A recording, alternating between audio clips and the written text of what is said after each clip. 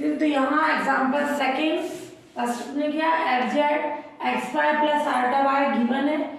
इसमें प्रूफ करना है कि फंक्शन एवरीवेयर कंटिन्यूस है बट नॉट एनालिटिक। तो कंटिन्यूटी चेक करने के लिए अपन ने क्या किया, पहले मैंने फंक्शन को लिखा u प्लस आल्टा वी। कंटिन्यूटी के लिए एक तो अपन ने कंटिन्यूटी का मेथड पढ़ा, लिमिट और पॉइंट की वैल्यू उससे भी कर सकते हैं। यहाँ अपन बताएंगे कि ये फंक्शन जो कंटिन्यूस फंक्शन का सम है, इस कारण से ये कंटिन्यूस हो गया। तो ये बोथ दी साइड कंपेयर करा दो रियल और इमेजिनरी पार्ट को। u हो गया एक्स वाई, v हो गया y। अब u और v पॉलिनोमियल्स है जो कि एवरीवेयर क्या होते हैं, कंटिन्यूस। क्लियर? तो f z equals to u plus iota we.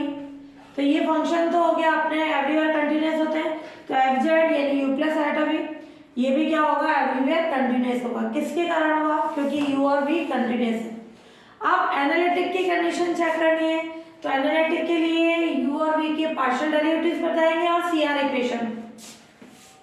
u का x के रेस्पेक्ट में पार्शियल किया y आ गया, u का y के रेस्पेक्ट में किया x आ गया, v का x के रेस्पेक्ट में किया 0 हो गया, v का y के रेस्पेक्ट में किया 1 आ गया। इन कंडीशन से del u upon del x not equal हो जाएगा del v upon del y के।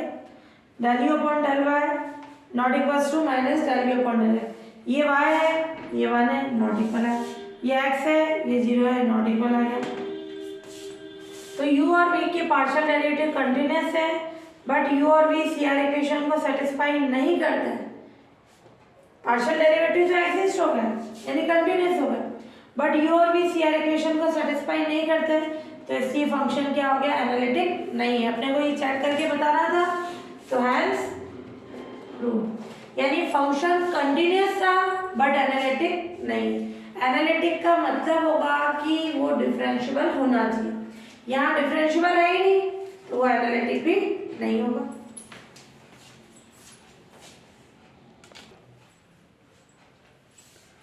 एग्जाम्पल 4 थर्ड सॉरी है ना, क्या बोल रहा है, प्रूफ करना है फंक्शन एनालिटिक फंक्शन है, उसका डेरिवेटिव भी निकालना। सबसे पहले फंक्शन अपन ने क्या ले लिया, e की पावर z। ध्यान से इसना एनालिटिक प्रूफ करने के लिए u और v के पार्शियल डेरिवेटिव्स बताने हैं और वो CR इक्वेशन को सेटिस्फाई करने से, तो रियल और इमेजिनरी पार्ट निकालना पड़ेगा। तो एफ जेड क्या होता है, u plus iota v। e raise to power z कितना होता है, x प्लस आल्टा y, यानी e की पावर x e की पावर आल्टा y। e की पावर x यूलर थ्योरम से e की पावर आल्टा y क्या हो जाएगा, cos y plus iota sin y, ये u plus iota v। Both the side compare करा दो रियल और इमेजिनरी पार्ट को। Comparing both the sides real and imaginary parts, क्या हो जाएगा, u e की power x cos y, v e की power x sin y। Clear, u और v आ गए। अब u और v के पार्शियल डेरिवेटिव्स निकालें। del u upon del x क्या होगा, x के रेस्पेक्ट में पार्शियल करें, cos y तो कांस्टेंट, e की पावर x का e की power x। del u upon del y cos y का minus sin y minus e की पावर x sin y, और del v upon del x v का x के respect में e की पावर x और ये sin y constant. del v upon del y v का y के रेस्पेक्ट में कितना होगा, e की पावर x sin y का कांस्टेंट। हाँ, अब by equation second, third, fourth and fifth, del u upon del x equal है del v upon del y के, ये इक्वल आ गया, और del u upon del y किसके इक्वल है, minus del u opposite side है, माइनस से मल्टीप्लाई करा देंगे। हाँ लैंग्वेज पूरी लिखेंगे ये कंडीशन, तो ये आ गया by second to fifth 5 u and v के पार्शियल डेरिवेटिव्स कंटिन्यूअस है। क्यों? ये सारे कंटिन्यूअस फंक्शन, कंटिन्यूअस का मल्टीप्लिकेशन कंटिन्यूअस, क्लियर। और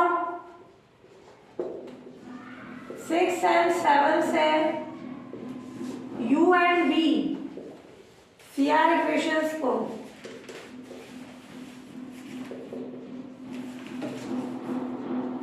सेटिस्फाई करते हैं, इसलिए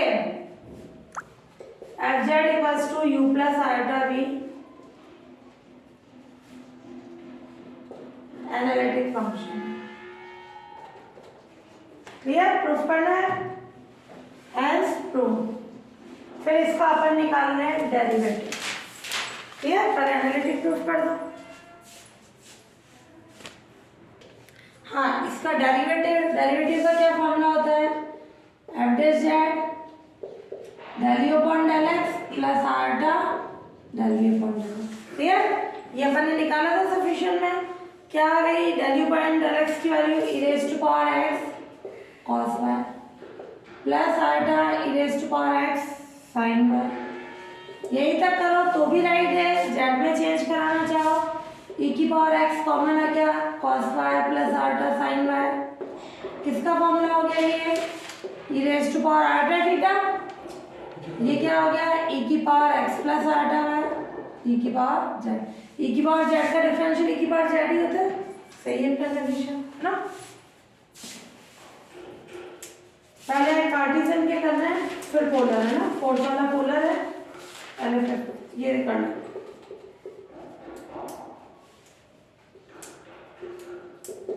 गिवन है F Z sign x cos hyperbolic five iota cos x sine hyperbolic five. ये बताना है एवरीवेयर कंटिन्यूअस और एनालिटिक है ना। प्रूफ करना है।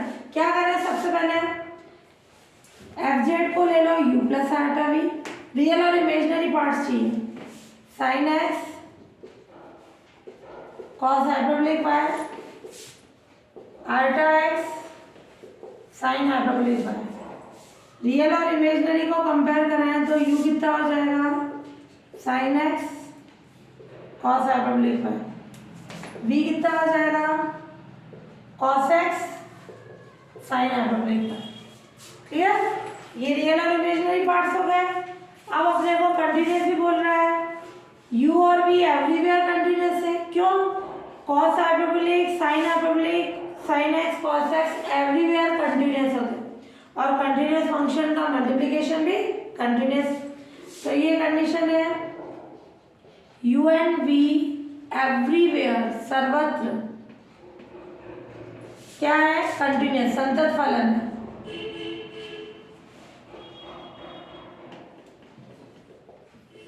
संतत है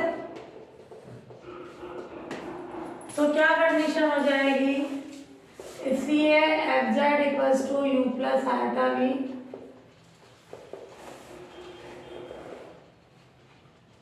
बी एवरीवेयर कंटिन्यूअस।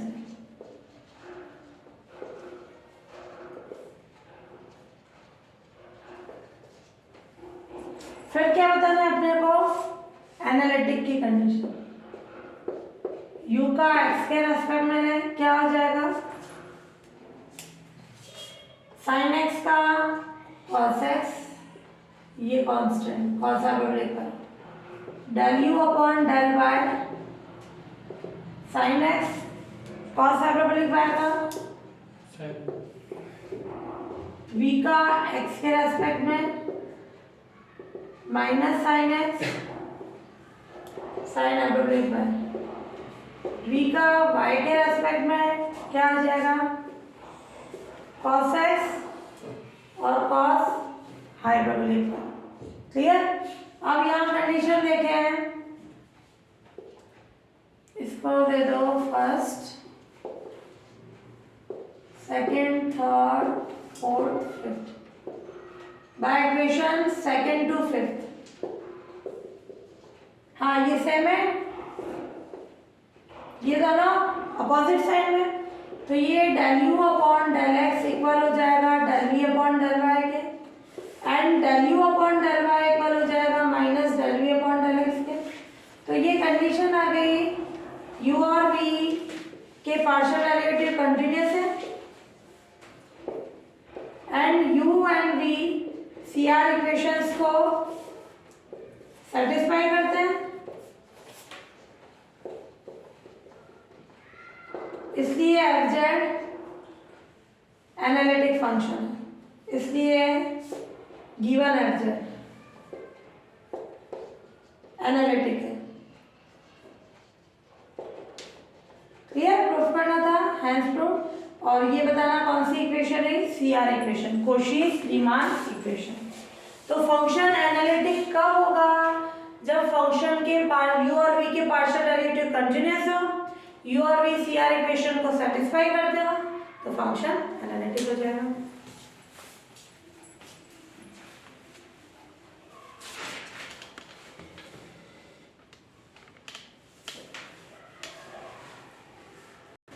हाँ, एग्जाम्पल 7 ये वेरी इंपॉर्टेंट लगा देना, ये 7 मार्क्स में आता है। ये 7, 8, 9, 10 ये सारे एक ही टाइप के क्वेश्चन हैं। प्रूफ करना है given function u plus iota भी कंटिन्यूअस है और ओरिजिन पे CR इक्वेशन भी सेटिस्फाई हो रही है, बट वहाँ एफ डैश एग्जिस्ट नहीं है। फंक्शन को कंटिन्यूअस बताना है। गिवन है एफ जेड क्या है, u प्लस आटा, u प्लस आटा भी कंटिन्यूअस है। कंटिन्यूअस पर्टिकुलर पॉइंट नहीं दे रखा है, सर्वत्र एवरीवेयर कंटिन्यूअस, और ओरिजिन पे CR इक्वेशन सेटिस्फाई होती है, बट वहाँ एफ डैश एग्जिस्ट नहीं है। क्या अभी तक जितने अपन कर रहे थे उनमें कहीं पॉइंट था? कोई पॉइंट नहीं था। यहाँ पर्टिकुलर पॉइंट बोल रहा है कि CR इक्वेशन तो उस पर सेटिस्फाई हो रही है, but F dash Z derivative जो है एग्जिस्ट नहीं होगा। ये एफ जेड दे रखा है अपने को x cube 1 plus iota minus y cube 1 minus iota upon x square plus y square,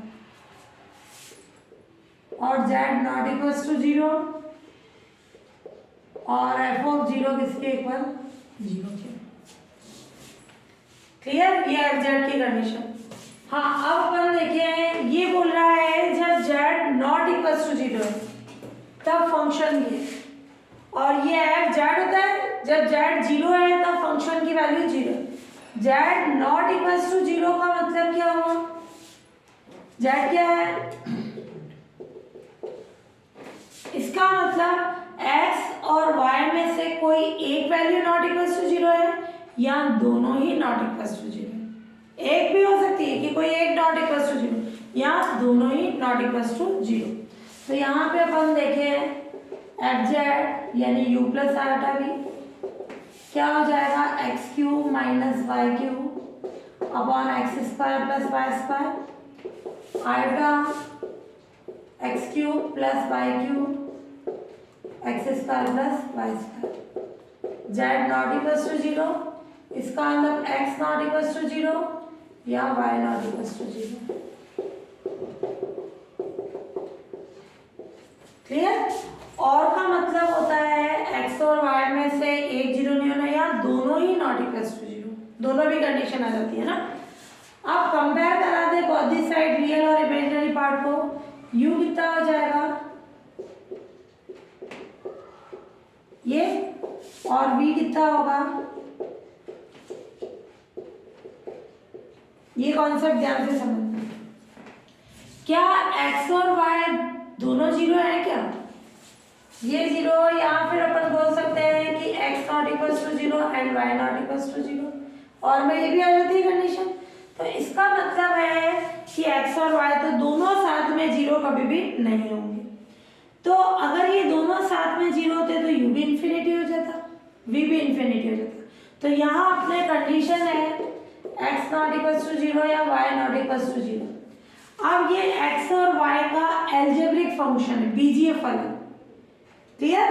algebraic function बीजीय फलन है, तो इसका मतलब ये z नॉट इक्वल्स टू 0 के अलावा सब जगह कंटिन्यूअस होगा, क्योंकि u and v variables x and y के अलजेब्रिक फंक्शंस,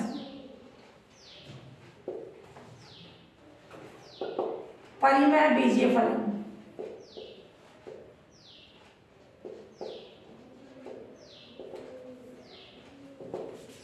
I के रैशनल अलजेब्रिक फंक्शन है ना, परिमेय बीजीय फलन है, and z not equals to 0 यानी x नॉट इक्वल्स टू 0 या y नॉट इक्वल्स टू 0 के कारण एग्जिस्ट है। क्लियर? क्योंकि यहाँ जो है x या y दोनों साथ में 0 नहीं है तो इसका अंदर ये वैल्यू एग्जिस्ट है। तो इसका मतलब हो गया कंडीशन कि u and v z not equals to 0 या z इक्वल्स टू 0 के अलावा एवरीवेयर कंटिन्यूअस है, क्योंकि z 0 आ ही नहीं रहा है ना। z नॉट इक्वल्स टू 0 लिखो, यहाँ पे बोल रहा हूँ z इक्वल्स टू 0 के अलावा, है ना। z 0 को हटा दे, उसके अलावा सब जगह कंटिन्यूअस हो गए। फिर अब अपन 0 पे देखें। अब गिवन क्या है, f ऑफ 0 कितना है 0। इसका मतलब when z 0 है देन f ऑफ z कितना है 0। कैसी वैल्यू है, फाइनाइट। तो इसका मतलब z इक्वल्स टू 0 पर एफ जेड कंटिन्यूअस है। ये z इक्वल्स टू 0 के अलावा कंटिन्यूअस था, ये z 0 पे कंटिन्यूअस है। तो मैं इन दोनों को कंबाइंड बना दूं by equation first and second. F Z everywhere continuous function है।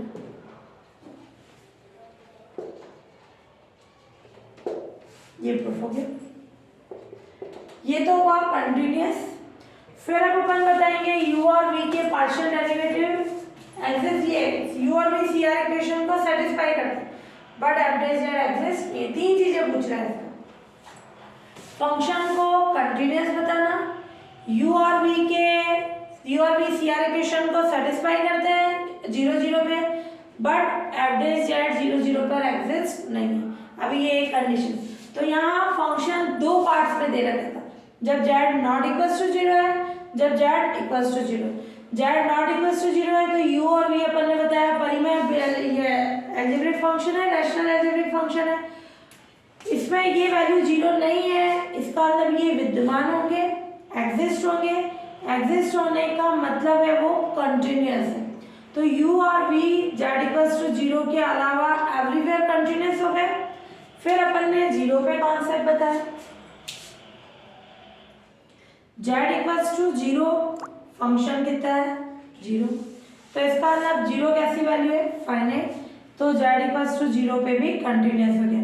ये z इक्वल्स टू 0 के अलावा कंटिन्यूअस था, ये z 0 पे कंटिन्यूअस है। दोनों की कंबाइंड फॉर्म पे फंक्शन एवरीवेयर कंटिन्यूअस है। क्लियर?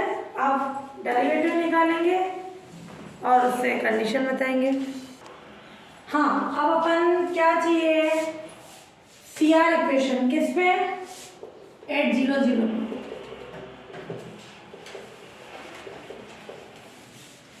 तो अगर मैं u 0 0 निकालूं क्या ये आएगी कंडीशन, ये तो 0 0 पे आएगी। अगर इस पे रख लो तो क्या आ रहा है 0.0। तो इसके लिए अपन क्या करेंगे, या फिर तुम अगर u का x के रेस्पेक्ट में पार्शियल करो, ध्यान से समझना। ये इसका u का x के रेस्पेक्ट में करें तो नीचे क्या आएगा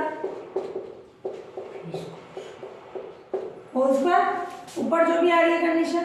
अब अगर तुम 0 0 रख रहे हो इस पे तो कैसी फॉर्म हो जाएगी, इन्फिनिटी या इंडिपेंडेंट।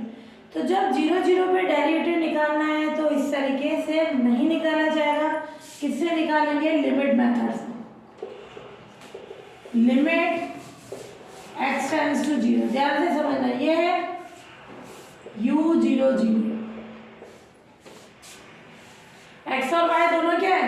0 किसके रेस्पेक्ट में पार्शियल कर रहे हैं, एक्स के, तो इंक्रीमेंट किस में होगा, एक्स में, यानी क्या आ जाएगा u 0 प्लस एक्स, वाई उसी फॉर्म में, और ये एक्स इंक्रीमेंट, एक्स से डिवाइड किया, एक्स की लिमिट ली, तो किसका पार्शियल डेरिवेटिव बन गया, del u upon del x. जब भी 0 0 पे पार्शियल डेरिवेटिव्स निकालने हो, इससे कंडीशन एग्जिस्ट नहीं होगी, लिमिट के मेथड से निकालेंगे, तो del u upon del x कितना हो जाएगा, लिमिट एक्स टेंड्स टू 0, ये u 0 0 मेन फंक्शन ओरिजिन पे, माइनस इस 0 में x ऐड करा दे, ये 0 और x से डिवाइड करा दे, limit x tends to 0, u x 0 कितना होगा, इसमें x की जगह x, y की जगह 0 रखना, कितना आ जाएगा x क्यूब, y की जगह 0, और ये x स्क्वायर, y की जगह 0, और u 0 0 कितना है, f 0 कितना था 0, f 0 का मतलब u प्लस आटा भी, जब ये 0 है तो इसका मतलब क्या हो जाएगा, ये भी 0 0 पे आएगी कंडीशन, ये z है, z अगर 0 है इसका मतलब x भी 0 है और y भी 0, तो ये फंक्शन होता है u प्लस आटा v का, u और v x y के फंक्शन, इसका मतलब u 0 0 v 0 0, तो ये 0 कंपेयर कर रहे हैं, 0 को क्या लिख सकते हो, 0 प्लस आटा 0, तो u 0 0 कितना आ गया 0, v 0 0 कितना आ गया 0, तो u 0 0 की वैल्यू कितनी है 0 अपॉन x। तो क्या कंडीशन बनी, del u upon del x है, limit x tends to 0, u 0 plus x और ये 0, माइनस u 0 0 अपॉन x, कितना आ जाएगा, limit x tends to 0, u x 0, यानी इसमें x की जगह x और y की जगह क्या रखना है 0, ये वैल्यू, u 0 0 कितना है, ये f ऑफ 0 कितना था 0, 0 का मतलब 0 प्लस आयोटा 0, फंक्शन को लिखा जाता है u प्लस आयोटा v की फॉर्म में, u फंक्शन होते हैं एक्स वाई के, अगर किसी का z 0 है इसका मतलब x भी 0 y भी 0, यानी ये वैल्यूज आ गई u 0 0 v 0 0 की, वो वैल्यू मैंने यहाँ रख दी।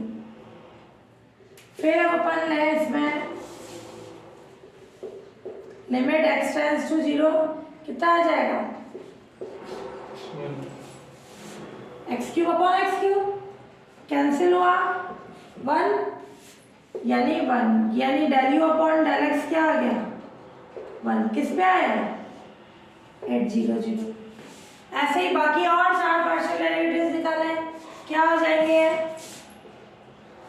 Del u upon del y, y का मतलब वाई टेंड्स टू 0, ये u 0 0, y में इंक्रीमेंट,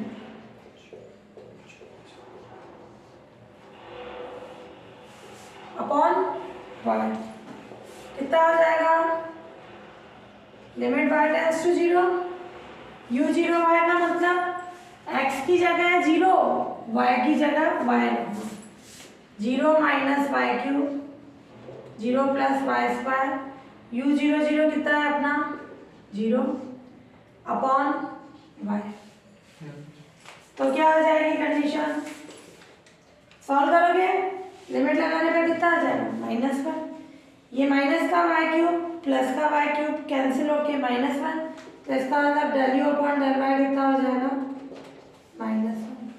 ऐसे ही del v upon del x निकाले हैं, del v upon del y निकाले, तो जब ओरिजिन पे एग्जिस्ट नहीं होता है तो अपन लिमिट के मेथड से उसके पार्शियल डेरिवेटिव्स फाइंड करेंगे, है ना। हाँ, v का देखिए आप पूरी कंडीशन, तो क्या होगा del v upon del x, x के लिए क्या होगा लिमिट एक्स टेंड्स टू 0 0 0 पे चेक करना है, 0 plus x 0 upon x, v x 0, यानी ये वी एक्स 0 मतलब ये वी किसका फंक्शन है एक्स वाई का, अंडरस्टूड है। ये यू भी किसका है? एक्स स्क्वायर का। इसमें एक्स की जगह एक्स, वाई की जगह 0 रखें। एक्स क्यूब बी 0 0 0 है अपॉन एक्स, और ये लिमिट क्या हो जाएगी condition? X cube upon x cube, यानी ये 1 हो गया। फिर निकाले del v upon del y, y tends to 0, ये b 0 0, v 0, y में इंक्रीमेंट है ना, जिसमें इंक्रीमेंट उसी से डिवाइड उसी की लिमिट। ये रूल पार्शियल के लिए लगता है ना। अब रखे हैं x की जगह 0 और y की जगह y, तो कितना हो जाएगा? 0 plus y cube, 0 plus y square, v 0 0 है, ये y सॉल्व करने पर क्या आ जाएगा? 1। क्लियर? तो क्या आ गई condition? Del u upon del x, इनको इक्वेशन से देना, किसके इक्वल आ गया? Del u upon del y 1 आ गया, और del u upon del y ये -1। क्लियर? तो क्या कंडीशन आ गई अपने पास? u एंड v 0.00 पर CR इक्वेशंस को सेटिस्फाई करते हैं।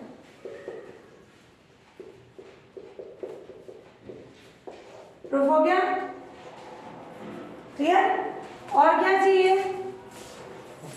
एवरेज एट 0 0 पर एग्जिस्ट नहीं, वो फाइंड करेंगे। क्लियर? एट z0 का मतलब x भी 0 y भी 0, average 0, limit z tends to अपन z0 लेते हैं, z0 की जगह कौन आ जाएगा? 0, f of z minus f of 0, और ये z माइनस 0 की condition.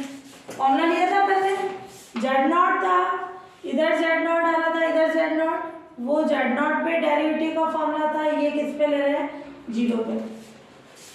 Limit z tends to 0, fz की वैल्यू रख दें। fz क्या था अपना? x cube minus y cube upon x square plus y square, iota x cube plus y cube upon x square plus y square, और f of 0 0 कितना था? 0। z कितना आ जाएगा? x plus iota y, f of 0 0 0 था। हाँ, जब जैसे ही x y की फॉर्म में आ गया तो z टेंड्स टू 0 है, तो x भी किसकी तरफ टेंड करेगा?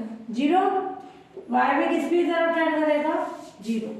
अब ये किस में आ गई? 2 वेरिएबल्स में। जब 2 वेरिएबल्स है तो इसको 0 0 से कैसे चेंज करेंगे? 1 वेरिएबल में, जो अपन ने लिमिट में पढ़ा। तो अपन लेट कर लें, लेट 0 0 से जाने वाली लाइंस कौन सी है?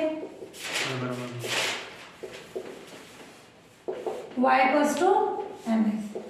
जब x टेंड्स टू 0 है देन y किसकी तरफ टेंड करेगा? 0। तो एवरेज 0, x टेंड्स टू 0 एक 1 वेरिएबल में चेंज हो गया 2 वेरिएबल से। ये x क्यूब y की जगह रख दिया मैंने, ये m cube x cube x square m square x square, दोनों का एलसीएम सेम आएगा ना, ये एलसीएम सेम ले लो। Iota x cube m cube x cube, ये z ये नीचे है फॉर्म में, ये इधर ही आएगा x प्लस आयोटा mx। जहाँ जहाँ y था मैंने वहाँ mx रख दिया, ये एलसीएम सेम आ गया, और ये भी डिवाइड में ये इधर आ जाएगा। ऊपर से क्या कॉमन निकल रहा है? X cube 1 minus m cube iota 1 plus m cube, नीचे से भी एक्स क्यूब आ जाएगा 1 plus m square 1 plus iota. Clear? Limit किस पे डिपेंड कर रही है? एम पे। इस पे लिमिट लगाओगे तो क्या आ जाएगी? इस पे लिमिट लगाओगे तो 1 minus m cube plus iota 1 plus m cube upon 1 plus m square 1 plus iota. जो कि m पर डिपेंड करती है। m पे डिपेंड करने का मतलब अलग अलग कर्व के लिए लिमिट अलग अलग आ रही है। लिमिट हमेशा यूनिक होती है, कोई सा भी कर ले सेम आनी चाहिए। m पे डिपेंड करती है, इसलिए एफ डैश जीरो क्या है, यूनिक नहीं है, या एफ डैश जीरो एग्जिस्ट नहीं है। सो एफ जेड जो है एफ जेड या एफ डैश जेड जो है जेड जीरो पर एग्जिस्ट नहीं है। जैसी लैंग्वेज में पूछ रहा अपन ने प्रूफ कर दिया। क्लियर कि फंक्शन का डेरिवेटिव जीरो पर एग्जिस्ट नहीं कर रहा।